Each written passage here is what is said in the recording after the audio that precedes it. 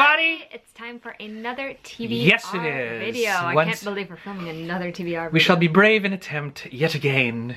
How did you do in January anyway? Not too well. I did pretty well, actually. I think the only books I haven't read at this point, there are 2 that I was supposed to read by myself, and then 2 You that I was totally read supposed to Rebel. with You totally Kristen. read So I read a Tempest lot and of Slaughter, them. So there was a lot.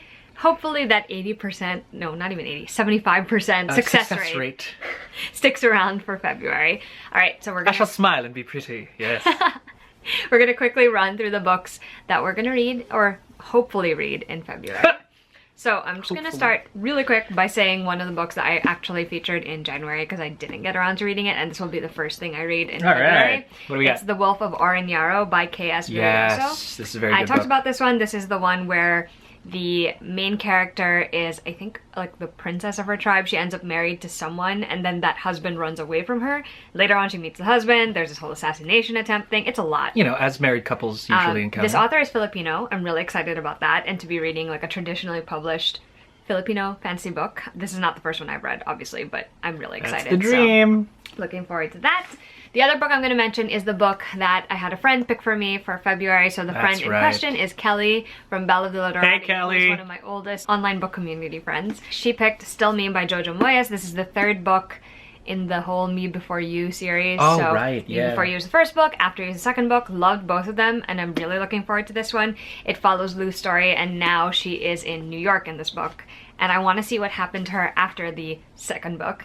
So I'm looking forward to this one as well. For my section, it'll probably be entitled On Today in DNF or Die. Just the rest of my TBR that I'm going to unceremoniously cast away if I am not interested. Even if every newbie kind of reader, vlogger, booktuber cell in my body is screaming, "No, the pretty books don't throw them away." You're not that new. I feel like I can know. Anyway, here, this is called, ignores that comment completely, steamrolls over it. This is called City of Sand by Tiansha Bachang, I think. I butchered that magnificently. But basically the blurb is very cool in the back. It says, "The Nine of Us didn't look like an archaeological troop, more like a caravan from back in the day, burdened with a month's worth of food and 10 days water supply. As we set out from Boston Lake, its intense blue reaching far into the distance was dazzling. For a moment, I felt as if we were heading towards the end of the world." Ooh. So it seems like one of those Tomb Raider-y type deals as they search for the City of Sand. We'll see how this works, if it's Tomb Raider-y and awesome. Venturing over to some of the middle grade books and arcs that I have yet to sort of hopefully blast through, hopefully in a good way, hopefully they entertain me sort of long enough. This one is called Stormkeeper's Island by Catherine Doyle. It is blurbed by Owen Colfer, whom we know of Artemis Fowl fame. It says, "Magical in every way," says Owen. So basically it's one of those I'm new to the island kind of stories. Okay. The island sort of unfolds itself, or like a book reveals its pages one by one. So it's one of those kind of like magical island. Kind of island type deals. And I always love those because growing up I always wanted to sort of, maybe something's gonna happen on this sidewalk that isn't a creepy clown, and I'll be sucked into another world where things are gonna be always awesome. Looked for things like or that. like right behind the bushes there was gonna be like a door, or under a tree there was gonna be a little window that if you... And anyway, so this might be one of those things, and I'm very much looking forward to that. This one looks promising. This is called The Dragon Warrior by Katie Zhao. Anything with dragons is usually sort of promising. Inspired by Chinese mythology, this action-packed middle-grade fantasy debut follows an outcast on a quest to prove herself. Perfect for the fans of Arashad, The End of Time and The Serpent's Secret. So that's some high-level blurbiage right there. I know. She's a member of the Jade Society. Her name is Farron Liu, and she needs to honor her family. Lots of huge Mulan vibes there. Then during an errand to San Francisco, the West Coast, why not? Notice how I just slid that. I know, I was like, and pulled it right back up at the end, the West Coast. Soon it is revealed that she just might be the fabled Heavenbreaker, the Jade Emperor's warrior. Oh, I like that. I like that whole kind of... That's a cool idea. And that's the other thing I wanted to as a child, is like, what if I had a magical destiny? I know, right? I have like a tiny little segment of my TBR that, it's contemporary reads. It's called All the Feels by Danica Stone. And it says, "All is fair in love and fandom." We live as a college freshman, and she is more than just a fangirl. She, the Starvale movies are her life. So I guess that's like a, it's like Star Wars kind of series. Her favorite character is killed off and Liv just can't deal. Period, period, period on each word. I totally get that. She launches an online campaign to bring her hero back to life. Step 1, bribe her best friend Xander into helping by making costumes for his steampunk cosplay. Step 2, balance her booming fandom life with school, parental disapproval, and her non-existent love life. And maybe a trip to Dragon Con. with Xander might help. It feels like the nerd high school experience that I never wanted, but maybe I never knew I kind of wanted. So yeah, I'm very interested, and I hope it's good. And then lastly, because the goodly wife is wonderful. Yes, she is lovely in many ways. Wonder Woman Warbringer in graphic novel form. We have Batman Nightwalker at home from the other cons, and that's super awesome. And it's both in the printed kind of thing, because Marie Lou's lovely. And then we have the graphic novel, which is also awesome. And now Lee Bardugo's Warbringer is on graphic novel, and I have been binging graphic novels since the year started. Yeah, Kindle Unlimited went on sale, and I'm just like, I'll do that for a few months. And then so I am very much looking forward to how they've translated the awesomeness. Warbringer, by the way, is a Wonder Woman retelling. She is, I want to say 16, 17, 18, roughly thereabouts. Teenage Diana. Yep. Still not the Wonder Woman of late, but every inch like the woman that she was always sort of meant to be already. She feels like a catalyst character in this book because that's what Diana is. Her metal is tested and she comes out stronger than steel. That's always my favorite Diana story. It's about the Warbringer, though, like you've heard of, and Lee Bardugo creates a really, really cool myth. The one thing I'm going to spoil about this book, it is, so whether you pick it up, no, it's cool, it's cool. I have not read it yet, in case she hasn't read it, and so no spoilers there because it's that kind of Diana's story. But the Warbringer in this particular piece is any girl that has the capacity to, in her blood, cursed by the gods, to instill great disruption to the world. Helen of Troy, for example, is a perfect example of what a Warbringer is, and a new one is born in this generation. And while every instinct of the pantheon and men would say, kill the Warbringer, prevent the war, Diana's like, we will defy destiny. And I'm like, so there. I highly recommend everybody to, like, I don't even, like, this is great. And so, please read, it's lovely. Okay guys, it's time to get serious.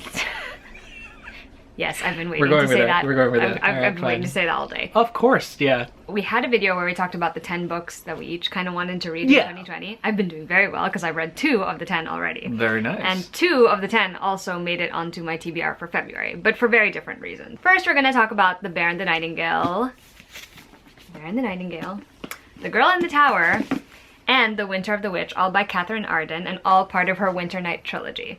The reason that I put this on my February TBR is because these books, or at least the very first one, is set during winter time, and I feel like I need to read it while it's still winter. Yeah. So that's a big factor for me choosing to read it. I also want to complete the series, which is why both of the books, these are going to be new to me, that's a reread, are on my TBR. The Baron de Nightingale is about a young girl named Vasha, and she grows up with her family, pretty normal for a while, except for the fact that she is more attuned to like the local lore and spirits in her household. Okay, cool. And when her father gets remarried, her stepmother kind of is not a fan of this old way of living. She's more religious and she doesn't believe in the old.